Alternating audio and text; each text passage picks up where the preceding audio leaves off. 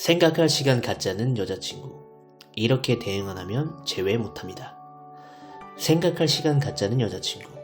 얼마나 시간을 두고 기다려야 할까요? 보통 이렇게까지 하는 이유는 긍정적이지 않은 거예요.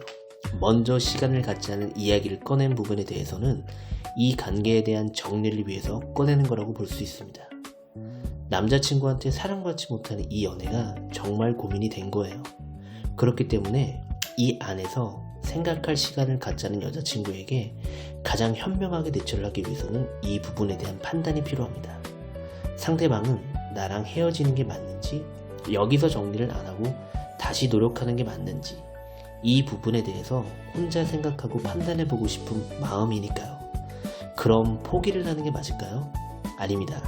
마지막에 상대방이 심리에 맞게 감정적으로 대응하지 않고 이성적으로 대응을 한다면 가능합니다.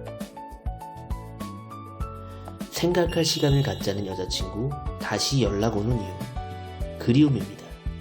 자신도 처음에는 긴가민가라는 마음으로 지내다가 시간이 지날수록 이 연애에 대한 마음이 결국 아쉬움, 그리움으로 바뀐 거예요. 그러다 보니 이렇게 시간을 가지면서 지내다가 흐지부지 끝나는 게 아니라 어떻게 하면 다시 상대방이랑 관계를 회복할 수 있을까? 라는 마음으로 바뀐 거예요. 그런 상대방의 마음을 먼저 읽어주고 소통하면 됩니다. 생각할 시간을 갖자는 여자친구 제외 가능성. 시간입니다. 즉 상대방이랑 나랑 만남을 이어가는 과정에서 상대방이 나에게 준 시간을 보면 알 수 있어요. 만약 3일이라고 말해놓고 3일이 지나도 안 온다면 재해 가능성은 거의 낮다고 보면 됩니다. 즉 이미 마음 정리가 되어서 이별을 통보하는 것에 대해서 회피를 하는 것입니다. 또한 그 시간이 더 길어지기 전 차라리 내가 먼저 연락해서 접근하는 게 재회 가능성 부분에서 이별을 예방할 수 있는 하나의 방법이라고 볼 수 있습니다. 생각할 시간을 갖자는 여자친구 제외 방법 3가지. 첫 번째, 시간 지키기입니다. 상대방이 한 달만 시간을 갖자, 내가 연락할게 등등 시간을 미리 정했다면 그 시간을 정확하게 지키는 게 중요해요. 만약 한 달인데 내가 조급함 때문에 먼저 연락을 하게 된다면 시간이 지날수록 점점 더 멀어지게 되는 상황으로 이어지면서 이별이 빨리 올 거예요. 왜냐면 연애를 했을 때도 이기적이거나 자신을 배려하지 않거나 서로 너무 맞지 않는다라고 느낀 상태인데 그렇게 대응을 하다 보면 아마도 멀어질 수밖에 없어요. 신뢰성이 점점 높아지지 않을 겁니다. 그래도 그 시간이라도 지키면 그래도 예전이랑 다르게 감정적이지 않고 이성적으로 대응하는 거 보니 예전이랑 많이 달라졌다 라고 느낄 텐데 그것도 아니라고 생각이 들어서 재회를 하는 과정에서 도움이 되지 않고 마이너스 상태로 흘러간다고 보면 됩니다. 두 번째, 연락 타이밍 잡기입니다. 저는 3일에서 7일이 가장 시기가 베스트 골든타임이라고 생각합니다. 근데 그게 맞아 만족이 안 되면 그 시기를 놓치면 상대방은 마음 정리를 하려고 하는 걸 거예요. 그래서 마냥 기다리지 말고 그 시기에 맞춰서 먼저 연락하는 것을 추천합니다. 간단한 안부 연락하지 말고 길게 마음을 읽어주고 다시 접선을 유도하는 식으로 보내는 걸 추천합니다. 그게 만족이 안 되면 아마도 시간이 지날수록 분명 좋은 결과를 얻을 수 있을 거예요. 세 번째, SNS 푸사 건드리지 말기입니다.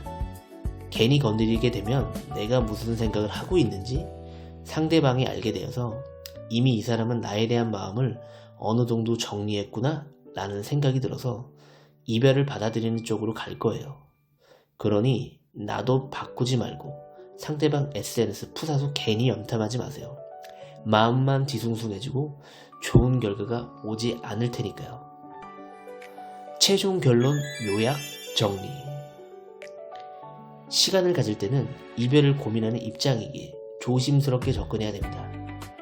먼저 연락을 기다리지 말고 3일에서 7일 사이에 꼭 먼저 연락하시길 바라고 상대방이랑 약속한 날짜가 있다면 그 날짜를 꼭 지키는 게 신뢰성 회복에 도움이 된다고 보시면 됩니다.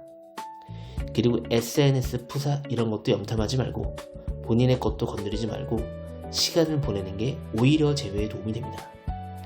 이런 루틴을 잘 파악하고 상대방 마지막 심리에 맞게 천천히 다가간다면 재회 앞에서 성공까지 이끌어갈 수 있습니다. 네이버에서 사랑은 고백서부터라고 검색 후 네이버 카페에 가보시면 지난 16년 동안 최악의 상황에서 성공한 30만 개 성공 사례 및 상담 후기 글 정독이 가능하고 비슷한 상황에 놓인 카페 회원분들과 실시간 소통 및 정보 공유 및 위로, 공감, 응원이 가능합니다.